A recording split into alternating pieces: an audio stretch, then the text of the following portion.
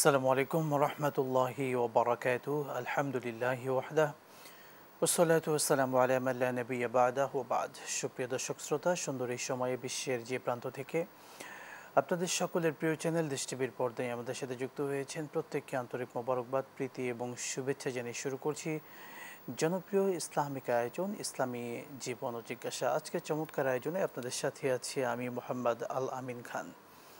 প্রিয় দর্শক মণ্ডলী, মহান রবের দরবারে শুকরিয়া আদায় করছি। এই প্রোগ্রামের মাধ্যমে আমরা ইসলামের বিভিন্ন দিক আপনাদের সামনে উপস্থাপন করে থাকি, যে বিষয়গুলো আমাদের জীবনের সাথে ওতপ্রোতভাবে জড়িত। ঠিক আজকে এমন একটি বিষয় নিয়ে আমরা কথা বলবো, তা হচ্ছে পাত্র পাত্রী নির্বাচনে ইসলামের নির্দেশনা, অর্থাৎ বিয়েতে পাত্র এবং পাত্রী তাদের কোয়ালিটি কী কী থাকা উচিত, ইসলামকে শিক্ষা দিচ্ছে। এই বিষয়গুলো জানা আমাদের একান্ত জরুরি। আর এই সুন্দর বিষয়ে কথা বলার জন্য আমাদের স্টুডিওতে আমন্ত্রিত হয়েছেন প্রখ্যাত আলেমদ্বীন, বিশিষ্ট ইসলামী চিন্তাবিদ এবং শিক্ষাবিদ শেখ শামাউন আলী মাদানী হাফিজাহুল্লাহ। আসসালামু আলাইকুম রহমতুল্লাহি ওয়া বারাকাতুহু। ওয়ালাইকুম আসসালাম রহমতুল্লাহ। শেখ ভালো আছেন? আলহামদুলিল্লাহ, আপনি ভালো আছেন? আলহামদুলিল্লাহ। আপনাকে অভিনন্দন আমাদের সুন্দর আয়োজনে। হায়াকুমুল্লাহ। দর্শক যদি যে কোনো বিষয়ে প্রশ্ন করতে চান জীবন ঘনিষ্ঠ ইসলামিক, তবে আমাদের দেশ TV Islamic show Facebook page কিংবা ইউটিউবে গিয়ে কমেন্ট বক্সে প্রশ্ন রাখতে পারেন। সেই প্রশ্নগুলোরও আমরা ইনশাআল্লাহ তাআলা উত্তর দেওয়ার চেষ্টা করব। শেখ, আমাদের আজকে যে মূল টপিক, বিয়েতে পাত্র পাত্রী নির্বাচনে ইসলামের নির্দেশনা, এই শিরোনামের প্রথম যে বিষয়টি জানতে চাই, বিয়েতে পাত্র চয়নে অর্থাৎ পাত্র নির্বাচন করার ক্ষেত্রে কোন কোন বিষয় ফলো করতে বলা হয়েছে, ইসলামকে শিক্ষা দিচ্ছে? আলহামদুলিল্লাহ ওয়াসসালাতু ওয়াসসালামু আলা রাসূলিল্লাহ। ইসলাম একটি পূর্ণাঙ্গ জীবন ব্যবস্থা এবং সমাজ বিনির্মাণে নারী এবং পুরুষের ভূমিকা যথেষ্ট, এবং এই নারী এবং পুরুষের যৌথ মিলনেই হচ্ছে একটা সংসার গড়ে উঠবে। তো এই ক্ষেত্রে আমরা কোন ধরনের ছেলে এবং মেয়েকে আমরা কিভাবে বিয়ে দিব, পাত্রপাত্রীর গুণাবলী কী হবে না হবে, এ ব্যাপারে ইসলামী আইনশাস্ত্রে ফিকাতে অনেক বিষয় তুলনামূলকভাবে আলোচনা করা হয়েছে। এই ধরনের অনেকগুলো চ্যাপ্টার আছে, যেমন কফু, সামঞ্জস্যতা, শিক্ষার বিষয়। আমরা দেখতে পাই আমাদের প্রিয় নবী মুহাম্মদ রাসূলুল্লাহ সাল্লাল্লাহু আলাইহি ওয়াসাল্লাম একটি হাদিসে বলতেছেন, তুনকাহুল মারআতু বিআরবা, চারটি গুণাগুণ দেখে সাধারণত বিয়ে হয়ে থাকে। একটা হচ্ছে লিজামালিহা, তার সৌন্দর্য দেখে। আরেকটি হচ্ছে তার সম্পদ দেখে, মালিহা, তার সম্পদ দেখে। আর আরেকটি হচ্ছে তার নাসাবিহা, তার বংশমর্যাদা দেখে। এবং ওয়ালি দ্বীনিহা, এবং তার দ্বীন সম্পর্কে, ধর্ম সম্পর্কে, ইসলামী আচরণ আর সম্পর্কে। রাসূলুল্লাহ সাল্লাল্লাহু আলাইহি ওয়াসাল্লামের নির্দেশনা হচ্ছে ফাজফার বিযাতি দ্বীন তারিবাত ইয়াদাক, যে তুমি দ্বীনকে অগ্রাধিকার দাও, তাহলে তুমি শান্তি পাবে। দেখেন, আমাদের সমাজে এখন যেটা হয়ে থাকে, সাধারণত আমরা দেখে থাকি যে এই ছেলে টাকা পয়সা আছে কিনা, ছেলে যদি হয়, এখন মেয়েদেরও দেখা হয় যে মেয়ে ইনকাম করে কিনা, তার ইনকাম সোর্স আছে কিনা, এই বিষয়গুলোকে দেখা হয়, অগ্রাধিকার দেওয়া হয়। আপনাদের বিশেষ করে সাতক্ষীরা এলাকায় দেখে যে কয়টা ঘের আছে, চিংড়ি ঘের। আমাদের রাজশাহী চাঁপাইনবাবগঞ্জ এলাকায় দেখে যে কয়টা আমের বাগান আছে, এইভাবে দেখে থাকে। রংপুরের দিকে দেখেছে যে কয়টা ধানের ক্ষেত আছে। তো এই ধানের মানে এই সম্পদটাকে প্রাধান্য অনেকে দিয়ে থাকে। আবার দেখে যে মেয়ে সুন্দর কিনা, আমি এই সুন্দরী মেয়েকে দেব, এই দেবো, এই হবে, এই হবে। কিন্তু আবার দেখে যে বংশমর্যাদা, লেখাপড়া আছে কিনা, আরে বাবা একটা আমার একদম উচ্চ শিক্ষিত হতে হবে, সার্টিফিকেট আছে কিনা, অমুক আছে কিনা, তারপর সামাজিক স্ট্যাটাস কি, এইগুলো আমরা দেখে থাকি। কিন্তু আমরা বলতে পারি আমাদের সামাজিক কালচার দাঁড়িয়েছে, আমরা টাকা পয়সা এবং সৌন্দর্য এই দুটাকে বেশি প্রাধান্য দিচ্ছি। কিন্তু রাসূলুল্লাহ সাল্লাল্লাহু আলাইহি ওয়াসাল্লামের নির্দেশ হলো ফাজফার বিযাতি দ্বীন, দ্বীনকে তুমি প্রাধান্য দাও, তারিবাত ইয়াদাকা। কারণ আপনার যদি সামাজিক মর্যাদা, কোনো সার্টিফিকেট কমও থাকতে পারে, ধনসম্পদ কমও থাকতে পারে, কিন্তু সংসার সুখের হবে দুইজনের মধ্যে দ্বীন যদি থাকে, তাহলে ওই ঘাটতিগুলোকে কিন্তু এই দ্বীনের মাধ্যমে পূরণ করে নিতে পারবে। একজনের হয়তো ধৈর্য নাই, দ্বীনের কারণে ধৈর্য হবে, এবং এইভাবে করবে, এবং এটাকেই গুরুত্ব দিতে হবে। আমাদের সমাজে এখন একটা কথা প্রচলিত আছে যে বস্তা এবং টাকার বস্তা আর ময়দার বস্তা এই দেখে সাধারণত বিয়ে দেওয়া হয়, মানে সৌন্দর্য দেখে দেওয়া হয়, সে মেকআপ করে কত সুন্দর সাজুগুজুভাবে চলতে পারে কিনা সেটা, আর এর ধন সম্পদ আছে কিনা এই বিষয়টাকে দেখে প্রাধান্য দেওয়া হয়। কিন্তু এটা আসলে ঠিক না। এটা হচ্ছে মূল বিষয়টা হচ্ছে আপনাকে দিনদার দেখে বিয়ে করতে হবে। বিয়েতে খুবই গুরুত্বপূর্ণ একটি পয়েন্ট কুফু, আমরা জানি ইসলামী শরীয়তের পরিভাষা। এই কুফু বলতে আমরা কি বুঝি, অর্থাৎ বিয়েতে সমতা, এই বিষয়ে কুফু বলতে সামঞ্জস্যতা। যেমন একজন যদি খুবই উচ্চ শিক্ষিত হয় আর একজন যদি নিদেন কিছুই না জানে, তাহলে তো সামাজিকভাবে অনেক সময় সে, ধরেন অনেকে গ্রামে, আমি আমার ওস্তাদকে বলতেছিলাম যে কোনো এক কারণে যে আপনি আপনার ওয়াইফ তো আপনাকে তুমি তুমি করে বলে, আমাদের এখানে আমাদের এলাকায় কিন্তু আবার স্বামীকে আপনি করে বলে, এটা আমরা যেটা দেখে এসেছি। কোনো কোনো ক্ষেত্রে তুমি বলে, এখন উচ্চশিক্ষিত। তো উনি বলেন যে বাবা, আমার ওয়াইফকে যদি তুমি করে বলতে বলি তো আপনি করে বলতে পারি, পারবে না। তুমি বলতে আপনি বলতে যে তখন তুই বলে ফেলবে। তো যেটা আছে মিডিলে এটাই থাক। তো এই যে কফু, এই শিক্ষার বিষয়টা একটা আছে, ধনসম্পদের বিষয়টা আছে। একজন যদি খুবই উচ্চ মর্যাদার হয়, অনেক টাকা পয়সার, তাহলে আর একজন যদি খুবই নিম্নমানের হয়, তাহলে তাদের সামাজিক স্ট্যাটাস, চলাফেরাতে, উঠা বসাতে, মন মানসিকতা অনেক ক্ষেত্রেই সামঞ্জস্যতা হবে। বংশপদ্ধতি একজন যদি একদম, এবং ফিকার কিতাবগুলোতে লেখা হয়েছে যে একজন যদি কর্মকার, মানে মুসলিমদের মধ্যেও তো কর্মকার হতে পারে, কামারের ঘরের মেয়ে যদি আতরের যারা ব্যবসা করে তাদের হয়, তাহলে এটা হবে না। কারণ এখানকার একটা পরিবেশ, ওখানকার আর একটা পরিবেশ। এই জন্য এইটা অনেক সময় দেখা যায় যে বিয়ে হলেও পরে ভাঙ্গন সৃষ্টি হয়, অনেক কিছুই হয় সামাজিকভাবে। এই বিষয়গুলোকেই কফু বলা হয়ে থাকে। এবং ফিকার কিতাবে বিশেষ করে কর্মরেকারের কথা এবং আতর বিক্রেতার কথা উল্লেখ আছে যে এরকম যেন না হয়, এটা চেষ্টা করতে হবে যেন এরকম না হয়। শেখ, আপনি আপনার দীর্ঘ জীবন দিয়ে একটি বিষয় অভিজ্ঞতার আলোকে বলবেন, বর্তমান সময়ে আমরা দেখতে পাচ্ছি যারা বিয়ে করছে তরুণ তরুণী, বিয়ের কিছুদিন না যেতে বিভিন্ন সমস্যা দাঁড়িয়ে যাচ্ছে এবং এমনকি তারা বিচ্ছেদের পথে হাঁটছে। এটা বর্তমান সময়ের একটা ভয়াবহ মারাত্মক আকার ধারণ করেছে।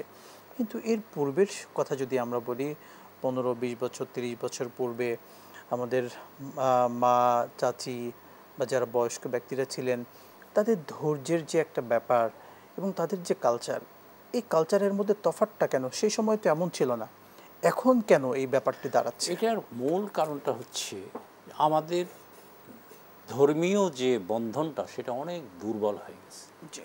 আগে মেয়েরা কল্পনাও করেনি যে যার সাথে বিয়ে হচ্ছে তাকে দেখবে, ছেলেরাও কল্পনা করেনি যে আমরা দেখব। এবং আজ থেকে 30 বছর আগে চিন্তা করে দেখেন, কোনো ছেলে যদি কোনো মেয়েকে দেখতে যায় দেখেছে, আরে এ তো বেয়াদব, আমরা ঠিক করে দেব, আমরা সিলেকশন করে দেবো, এখানে তো একটু দেখেছে। কিন্তু এখন আগেই তারা দেখাশোনা করতেছে, কথাবার্তা বলতেছে, ভালো লাগার বিষয় আছে, অনেক বিষয় হয়ে যাচ্ছে এবং তাদের মধ্যে সম্পর্কটা এত শিথিল হয়ে যাচ্ছে যে সম্পর্কটা আর অটুট। এবং কখনো কখনো এমনটাও হচ্ছে যে বিয়ের পূর্বেই সেই সম্পর্কগুলো বিয়ের পরবর্তী সম্পর্কগুলো বিয়ের পূর্বেই হচ্ছে, এমন ঘটনাও কিন্তু এরকম ঘটনা ঘটছে নাউজুবিল্লাহ। এটা থেকে আমাদের অবশ্যই বিরত। কারণ ইসলামে আপনার নারী এবং পুরুষ সাক্ষাৎ করতে পারবে, দেখা সাক্ষাৎ করতে হবে, কিন্তু সেখানে তারা একান্ত নির্জনে সাক্ষাৎ করতে পারবে না, যেটাকে আরবিতে বলা হয় খালওয়া। এবং এভাবে রাসূলুল্লাহ সাল্লাল্লাহু আলাইহি ওয়াসাল্লাম বলতেছেন যে একজন নারী এবং একজন পুরুষ লা ইয়াজতামি' ইল্লা মা'হুমা শাইতান, দুইজন যদি একত্রিত হয় তাহলে সেখানে তৃতীয় পক্ষ হিসেবে শয়তান যায় এবং তাদেরকে খারাপ কথার দিকে, কাজের দিকে উদ্বুদ্ধ করে। এজন্য আপনার যদি আমরা পাত্রর কথা বলছি, পাত্র দেখতে গেল বা পাত্রী দেখতে গেলে সেখানে ছেলে যাবে, দেখবে, কিন্তু একান্তে কোনো কথাবার্তা বলতে পারবে না। এটা হচ্ছে শরীয়তের বিধান। এখন আমরা এখান থেকে একান্তে পারবে না যেটা, সেখানে আমরা একান্তে নিয়ে গেছি, যার ফলে এই অঘটনটা ঘটতেছে। আগে তো এটা কল্পনাই করা যায় নাই যে এইভাবে কথা বলবে ঘন্টার পর ঘন্টা, বা অমুক জায়গা যাবে, ঘুরতে যাবে, এমনকি বেড়াতে যাই কয়েকদিনের জন্য তাকে নিয়ে। তো এগুলোতে তো নাউজুবিল্লাহ, এটাতে অনেক অঘটন ঘটছে যেটা আমরা সমাজে দেখতে পাচ্ছি। আরেকটি গুরুত্বপূর্ণ বিষয়, বিয়েতে আমরা বিয়ের ক্ষেত্রে মহরানার যে ব্যাপারটি আমাদের দাঁড়ায়, এই মহরানা বিয়ের পূর্বে সম্পূর্ণ পরিশোধ করা জরুরি কিনা, ইসলাম কি বলছে? এখানে শরীয়তে অনেকগুলো অপশন আছে। একটা অপশন হলো যে আপনি মহরানা সম্পূর্ণ পরিশোধ করে দেবেন, এটা একটা, এবং এটা হচ্ছে উত্তম, এবং এখানে উত্তম। আর একটা হচ্ছে যে আপনি মহরানা বাকি রাখলেন, পরে এক সময় দিয়ে দেবেন। শরীয়তে আরেকটাও বিধান আছে যে মহরানা নির্ধারণ না করেও বিয়ে হয়ে যেতে পারে, তখন সেটা মোহরে মিসাল, অর্থাৎ ওই মেয়েদের তার বোন। হ্যাঁ, এই জন্য এই ক্ষেত্রে হচ্ছে মূল কথা হচ্ছে যে মোহর দিতে হবে, মোহরটা সাথে সাথে অগ্রিম পরিশোধ করে দেওয়াটাই হচ্ছে উত্তম। কারণ আমাদের সমাজে যেটা করা হয়ে থাকে বর্তমানে দেখি যে আমরা অনেক বেশি মোহর নির্ধারণ করা হয় এবং এটা কখনো উসুলি করা হয় না, এরকম ঘটনাই বেশি ঘটে। এখন অবশ্য সচেতন হচ্ছে আমাদের ছেলেমেয়েরা, আমরা এখন একটা লিমিটের মধ্যে আমরা মোহরটাকে নিয়ে আসার চেষ্টা করতেছি, সেখানে পরিশোধ করে দেওয়া হচ্ছে, অথবা 1 বছর 2 বছরের মধ্যে করে দেওয়া হচ্ছে। এটা উত্তম, কারণ আপনার মোহর তো সেটা সে পাবে, তার হক, এই হক থেকে তো আপনি মেয়েকে বঞ্চিত করতে পারেন না। এবং এটা হচ্ছে তার অর্থনৈতিক নিরাপত্তার গ্যারান্টি। মেয়েদের যদি কোনো দুর্ঘটনা ঘটে বা কোনো কিছু হোক, কত কিছু ঘটনা ঘটতেছে, তাহলে সে সামাজিকভাবে কিভাবে প্রতিষ্ঠিত থাকবে, তার জীবন অতিবাহিত কিভাবে করবে, ছেলে মেয়েদের কীভাবে মানুষ করবে, এটার গ্যারান্টি, সামাজিক গ্যারান্টির জন্যই মোহরের ব্যবস্থাটা করা হয়েছে মেয়েদের। স্বামী যদি ইন্তেকাল করে এবং স্ত্রীর মোহর পরিশোধ করা হয়নি, এক্ষেত্রে করণীয় কী হবে? স্বামীর সেই সম্পদ থেকে তার স্ত্রীর, এটা যারা আছেন, দেখেন এখানে শরীয়তে যতগুলো আছে, কোনো মানুষ মারা গেলে তার সম্পদ থেকে প্রথম হচ্ছে তার দাফন কাফনের ব্যবস্থাটা করা, এরপরে তার যদি দেনা পাওনা থাকে সেটা পরিশোধ করা। মোহরটা কিন্তু দেনা, এবং এই দেনাটা পরিশোধ করতে হবে। তারপরে হচ্ছে ওসিয়ত, সে যদি করে থাকে এটা আমার পক্ষে দান করে সেটা পরে, কিন্তু মোহরটাকে যদি দেনা হিসাবে থাকে এটা উচিত তার ওয়ারিসদের এটা আগে পরিশোধ করা, তারপরে তখন অন্য কাজ করা। যদিও মহিলা তার স্বামীর সম্পদ পাবে, কিন্তু তার হক, এটাও কিন্তু হক, তার দুইটা হক একসাথে হয়ে যাচ্ছে, একটা হচ্ছে মোহর আর একটা হচ্ছে ওয়ারিস, মিরাস। তো এইটাকে অবশ্যই আদায় করা উচিত, এই বিষয়ে আমাদেরকে সচেতন হতে হবে। এবং এইটা আপনি দেখেন যে দাইন, যেটা মানে ঋণ, এটাও তো এক প্রকার ঋণ থেকে গেল। এবং রাসূলুল্লাহ সাল্লাল্লাহু আলাইহি ওয়াসাল্লাম বলতেছেন যে একজন শহীদের সব গুনাহ আল্লাহ তাআলা মাফ করে দেবেন, কিন্তু ঋণ থাকলে আল্লাহ মাফ করবেন না। তো এই বিষয়টা আমাদেরকে খেয়াল রাখতে হবে। শুকরান, জাযাকাল্লাহ। শেখ, আমরা আপনার থেকে শুনবো বিরতির পরে আরও বিস্তারিত ইনশাআল্লাহ। প্রিয় দর্শক মণ্ডলী, দেশ টিভির পর্দায় জনপ্রিয় ইসলামিক শো ইসলামী জীবন ও জিজ্ঞাসায় আমরা আমাদের জীবন ঘনিষ্ঠ গুরুত্বপূর্ণ বিষয়ে কথা শুনছিলাম। আবারও শুনবো, দেখবেন, জানবেন ইনশাআল্লাহ। সময় হলো ছোট্ট বিরতির, সঙ্গে থাকুন, ফিরছি ইনশাআল্লাহ।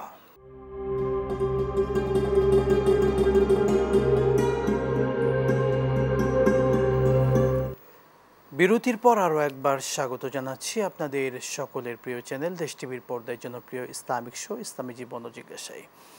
দর্শক মণ্ডলী, আমাদের সুন্দর আয়োজন থেকে সবসময় আমরা কথা বলি আমাদের জীবন ঘনিষ্ঠ বিভিন্ন বিষয় নিয়ে।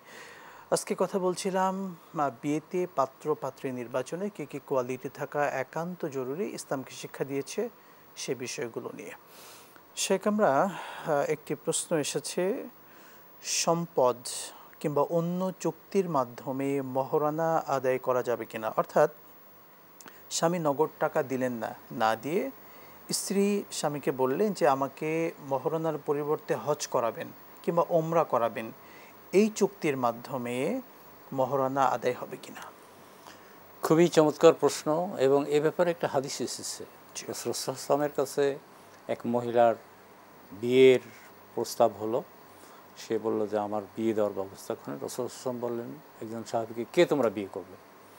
তখন একজন বললেন যে ইয়া রাসূলুল্লাহ, আমি বিয়ে করতে রাজি আছি, কিন্তু আমি তো নিঃস্ব, আমার কোনো টাকা পয়সা কিছু নেই। রাসূলুল্লাহ সাল্লাল্লাহু আলাইহি ওয়াসাল্লাম তাকে বললেন যে তুমি কোন কোন সূরা তোমার মুখস্থ আছে? তো সে বললো যে আমার এই সূরা মুখস্থ। রাসূলুল্লাহ সাল্লাল্লাহু আলাইহি ওয়াসাল্লাম বললেন যে তুমি এই সূরা তাকে শিক্ষা দিবে, মুখস্থ করাবে, এটাই তোমার মুখস্থ। তাহলে এখানে কিন্তু সম্পদ হয় নাই। এজন্য যে ভাই বলতেছেন ওমরা করতে পারে, করাবে কিংবা হজ করাবে, তাহলে পরে হবে। আপনি দেখেন ইন্দোনেশিয়াতে বিশেষ করে সেদিন এক ভদ্রলোক ওখানে থাকেন, বিয়ে করেছেন, উনি বললেন যে আমি এখানে এসে আশ্চর্য হয়ে গেছি, এখানকার মেয়েরা টাকা পয়সা চায় না, টাকা পয়সা আজকে আছে কাল চলে যাবে, তুমি আমাকে ওমরা করায় নিয়ে আসবা, কেউ শর্ত দেয় আমাকে হজ করায় নিয়ে আসবা, কেউ শর্ত দেয় আমাকে এই সূরা কয়েকটা তুমি পড়ে শুনে আমাকে মুখস্থ করাইবা, তাহলে এটা শরীয়তে জায়েজ আছে এবং এটা চমৎকার, এটা হতে পারে। কারণ আপনার সম্পদ আজ আছে কাল থাকবে না, কিন্তু হজ আপনি করতে পারলে এটার জন্য কত বড় সব একটা ফরজ কাজ, এটা যদি কোনো মেয়েরা বায়না ধরে বা করে তাহলে এটা জায়েজ আছে, শরীয়তে এই বিধান দেওয়া হয়েছে। অর্থাৎ এখানে একটি বিষয় ক্লিয়ার করতে চাই, যদি স্বামী নিজ থেকে বলে যে আমি তোমাকে ওমরার মাধ্যমে মহরানা আদায় করব, এটা ঠিক হবে নাকি স্ত্রী যদি বলে যে আমি মেয়ে যদি বলে যে আমি ওমরা করাইতে আমার তুমি করার জন্য তুমি করাও তাহলে হবে, কিন্তু আপনি যদি বলেন যে না আমি মহরানা উমরা করে নেব, এমনও তো হতে পারে যে আপনি কাউরে হয়তো ফ্রি টিকিট পেতে পারেন, অনেক কিছু হতে পারে, কেন এখানে অন্য উদ্দেশ্য থাকতে পারে, সেই স্ত্রীর মনের যে চাহিদা সেটার আলোকে মহরানাটা হবে। যদি তিনি বলেন যে হ্যাঁ আমার মহরানার টাকা থেকে আমাকে ওমরা করাও কিংবা হজ করাও, সেক্ষেত্রে এটা বৈধ হবে পুরোপুরিভাবে। আরেকটি বিষয়, মহরানাতে নগদ টাকার পরিবর্তে স্বর্ণ আমাদের সমাজে দেয়া হয়, স্বর্ণ কিংবা রৌপ্য কিংবা গহনা, এই অর্নামেন্টস, এগুলোর মাধ্যমে মহরানা আদায় করা এটা হবে কিনা? এটা জায়েজ আছে, কারণ হযরত আলী রাদিয়াল্লাহু তাআলা আনহু যখন ফাতেমার সাথে বিয়ে হয় তখন ওনার কোনো সম্পদ ছিল না, টাকা পয়সা ছিল না, তখন উনি তার লৌহবর্ম বর্ণনায় এসেছে কোনো একটা অস্ত্র উনি বলেছেন এটা আমি দিলাম, এবং সেটাকে রাসূল সাল্লাল্লাহু আলাইহি ওয়াসাল্লাম বিক্রি করে যেটা পাওয়া যাচ্ছে, যেটা আমরা মহরে ফাতেমি বলে থাকি, অল্প মূল্যে। এই জন্য এটা কোনো যদি কোনো জিনিস দিয়ে করতে চায় এটা জায়েজ হবে, এটা শরীয়তে এটার প্রমাণ রয়েছে, বিশেষ করে মা ফাতেমা রাদিয়াল্লাহু তাআলা আনহার যে বিয়ে সেটা এইভাবেই হয়েছে। শুকরান, জাযাকাল্লাহ। শেখ, আরেকটি সেন্সিটিভ বিষয় আমরা জানতে চাই, বিধবা মহিলা বিয়ের পরে তার পূর্বের স্বামীর থেকে যে জমি পেয়েছিল কিংবা বাড়ি পেয়েছিল সে বাড়িতেই থাকতে চায় বর্তমান স্বামীকে নিয়ে, উদ্দেশ্য যে পূর্বের স্বামীর যে সন্তানেরা আছে, ছোট বাচ্চারা আছে, তাদেরকে নিয়ে যেন সেখানে বসবাস করতে পারে, এই ক্ষেত্রে এটা বৈধ হবে কিনা?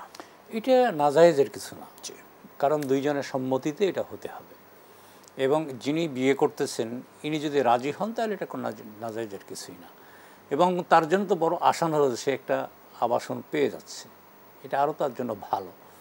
আর এটা সাধারণত করে থাকে স্বামী পরিত্যক্তা বা বিধবা স্ত্রী, যে আমি আর এই সন্তানগুলোকে যদি আমি এখানে থাকি তাহলে তাদেরকে মানুষ করতে পারবো, তাদেরকে দেখাশোনা করতে পারবো, আমি যদি এখান থেকে চলে যাই তাহলে হয়তো আমি এই টেক কেয়ার করতে পারবো না, এই জন্য এটা করতে হবে। এবং এইভাবে যদি শর্ত দেয় আর ইনি যদি মেনে নেয় তাহলে পারে দুইজনের সম্মতিতে হতে পারে, কোনো অসুবিধা নেই শরীয়তে। এ ধরনের অনেক উদাহরণও রয়েছে, আমরা যদি দেখি যাই ইসলামের ইতিহাসে এরকম উদাহরণ অনেক রয়েছে যে এইভাবে বিয়ে হয়েছে এবং এবার সংসার করেছে। শুকরান, জাযাকাল্লাহ। আরেকটি গুরুত্বপূর্ণ বিষয় শেখ, বয়স্ক বিয়ে। কোনো অল্প বয়সের ছেলে সে যদি বয়স্ক কোনো নারীকে বিয়ে করতে চায়, বয়স্কাম নারী, এটা বৈধ হবে কিনা? কিংবা বয়স্ক কোনো পুরুষ অল্প বয়সী নারীকে যদি বিয়ে করতে চায়, এটা ঠিক হবে কিনা? শরীয়তে এর ভুরি ভুরি প্রমাণ রয়েছে। আমাদের প্রিয় নবী মুহাম্মদ রাসূলুল্লাহ সাল্লাল্লাহু আলাইহি ওয়াসাল্লামকে দেখেন, উনি বিয়ে করেছেন 25 বছর বয়সে, এবং তখন মা খাদিজা রাদিয়াল্লাহু তাআলা আনহার বয়স ছিল 40 বছর। তো এইভাবে দেখা যাচ্ছে। আবার রাসূলুল্লাহ সাল্লাল্লাহু আলাইহি ওয়াসাল্লামের বয়স, ধরেন মক্কাতে তো ওনার বিয়ে হয়েছে, তখন যখন বিয়ে হয়েছে তখন রাসূল সাল্লাল্লাহু আলাইহি ওয়াসাল্লামের বয়স 50 আপ, আর মা আয়েশা রাদিয়াল্লাহু তাআলা আনহার বয়স মাত্র 7 বছর। রাসূলের জীবনেই এটা রয়েছে যে বয়স্ক মেয়েকে বিয়ে করা যাবে এবং অল্প বয়স্ক মেয়েকে বিয়ে করতে হবে যদি সম্মতি থাকে, এটা শরীয়তে কোনো বাধা। তবে সে পয়েন্ট যেটি আমাদের বর্তমান সমাজে এই শব্দটি ব্যবহার আমাদের প্রোগ্রামের সঙ্গে যায় না, অর্থাৎ অনেকে আমরা আমাদের এই সমাজের কালচারে সুগার ড্যাডি, সুগার মাম্মি এই কথাগুলো ব্যবহারও করে থাকে, যে টাকার আশায় বা বিভিন্ন সম্পদের নেশায় অনেক বয়স্ক মহিলাকে বিয়ে করছে, কিংবা বয়স্ক পুরুষ ছোট অনেক অল্প বয়সী মেয়েকে বিয়ে করছে। এই যে কালচারটা, অর্থাৎ সম্পদের লোভে যেটা, এই ব্যাপারটি আসলে ইসলাম কিভাবে দেখছে? আসলে এটা আমরা বলে থাকি, আমরা তো মনের ভিতরে যেতে পারি না। কারণ একজন লোককে যখন একজন সাহাবী হত্যা করলো, সে লা ইলাহা ইল্লাল্লাহ মুহাম্মাদুর রাসূলুল্লাহ বলেছিল, তখন রাসূল সাল্লাল্লাহু আলাইহি ওয়াসাল্লাম বলছেন এই কথা বলার পরে তুমি তাকে হত্যা করলে? যে সে তো প্রাণ ভয় করতেছে। রাসূল সাল্লাল্লাহু আলাইহি ওয়াসাল্লাম তাকে বলছে হাল শাকাকতা কালবাহু, তুমি তার অন্তরকে কি ফেড়ে দেখেছিলে? সেটা কোন অন্তর থেকে বলেছিল? আমরা বাইরে বাহ্যিক দেখে কেন মন্তব্য করব? এই যে কিছুদিন আগে আমাদের এই কি বলতেছে, এই আইডিয়াল স্কুলের একটা মেয়ের সাথে বিয়ে হলো, এরকম এরকম অসংখ্য ঘটনা ঘটনা আমরা ঘটেছে। দেখি। এটা নিয়ে কত তুমুল আলোচনা সমালোচনা হলো, এটা কোনোই প্রয়োজন নাই। বরং তাদের সম্মতিতে বিয়ে হয়েছে, এটা শরীয়তে জায়েজ আছে, নিরুৎসাহিত করা হয়নি, বরং উৎসাহিত করা হয়েছে। যদি সম্মতি হয় বিয়ে করবে, কিন্তু এটা নিয়ে ট্রল করা, এটা নিয়ে কটূক্তি করা, এটা কোনোভাবেই কাম্য নয় এবং এটা হওয়া উচিত না। আমরা সমাজে এমন কিছু কালচার দেখছি, অনেক ছেলে কিংবা মেয়ে একাধিক বিয়ে করছে, অনেক মেয়ে অনেক মহরানার আশায় বিয়ে করছে, কিছুদিনের জন্য মহরানা নিয়ে সে স্বামীকে ডিভোর্স দিয়ে আবার অন্যত্র বিয়ে করছে, এমন 6টা 7টা একাধিক বিয়ে করছে। সম্পূর্ণ নিষিদ্ধ শরীয়তে। কারণ আলেম ওলামারা সবাই এ ব্যাপারে একমত যে তালাকের নিয়তে বিয়ে করা হারাম।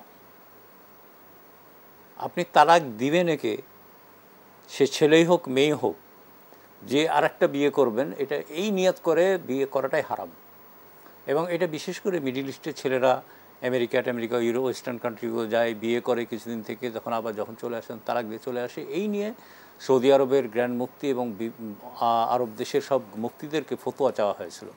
তারা এই ব্যাপারে সম্মিলিতভাবে ফতোয়া দিয়েছেন যে আয-যাওয়াজু নিয়াতি বিনিয়াতি তালাকে হারাম, বিয়ে নিয়ত, তালাক দেওয়ার নিয়ত করে বিয়ে করাটা হারাম, এটা কোনোভাবেই জায়েজ না। এই পত্রপত্রিকা আসতেছে এরকম, এটা কিছু দুর্বৃত্তায়ন আমাদের ভিতরে ঢুকে গেছে ছেলে এবং মেয়েদের ভিতরে, তারা এটা করতেছে। এটা কোনোভাবে, এটা ইসলামও সমর্থন করে না, সামাজিকভাবে তো কোনোভাবে সমর্থন করে। আপনাকে অসংখ্য ধন্যবাদ, সে গুরুত্বপূর্ণ সময়টুকু আমাদেরকে দিয়েছেন। প্রিয় দর্শক মণ্ডলী, জীবন ঘনিষ্ঠ যে কোনো বিষয় জানতে চাইলে সবসময় যুক্ত থাকুন দেশ টিভির সাথে এবং আমাদের এই প্রিয় অনুষ্ঠান ইসলামী জীবন ও জিজ্ঞাসায়। আজকের মতো বিদায় নিচ্ছি, দেখা হবে আগামীকাল ঠিক এই সুন্দর সময় আবারও। আসসালামু আলাইকুম ওয়া রাহমাতুল্লাহি ওয়া বারাকাতুহু।